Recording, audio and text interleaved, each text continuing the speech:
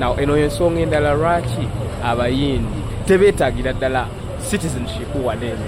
In fact omuyindi avaayo n'agamba nti agala butuze wano e Uganda oyo alina kusibibwa. Wano wenyimiridde eno supermarket ekyasinze obunene wanene Kabale.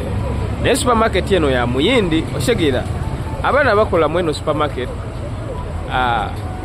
bana Uganda bonna bakola okuva lwa Monday paka Sunday. Basasula emitwalo 25 ja Uganda buli mwezi.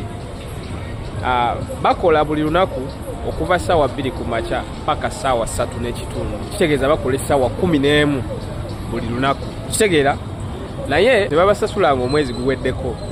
Babasasula weeks 2 nga ziyiseeko ku mwezi. Kitegeeza nti sometimes omwezi gubeera ne weeks 5. So babasasulwa after 7 weeks.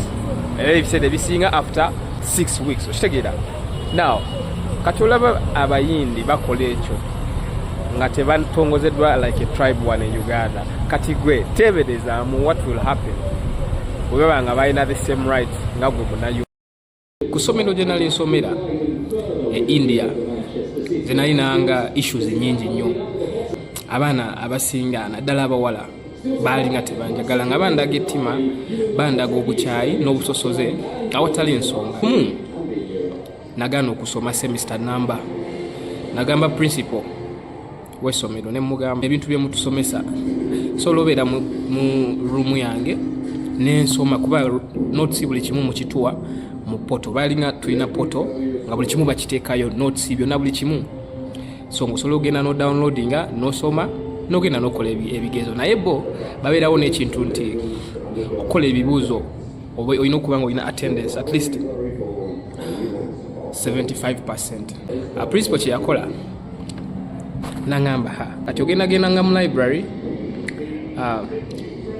okole attendance yo mu library ku makya osibe nga mu library nga mwosomera. Nakikola emirundi nga 3. Class teacher wange najjayo mu library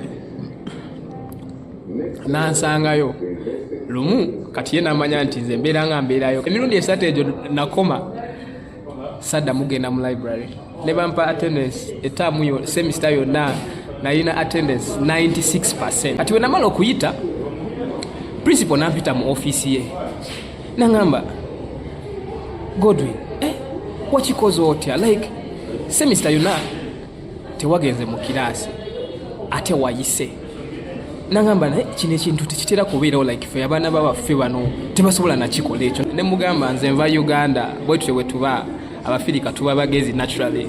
Abaana bankyawanga like nga bwe mpita ku street like bwe tubeera ku college compound bwe mba nveeri ne bandaba nga bali nga wali maaso either nga bakyusa ekkubo oba nga bakyuka bonna ne bankuba omugongo. Kitegeera nebuuza ne ngamba kati bano mbakoze eki nawuliranga obusungu ne mpulira nga nfa nga nzigo ne ngamba I can't wait kuddayo Uganda.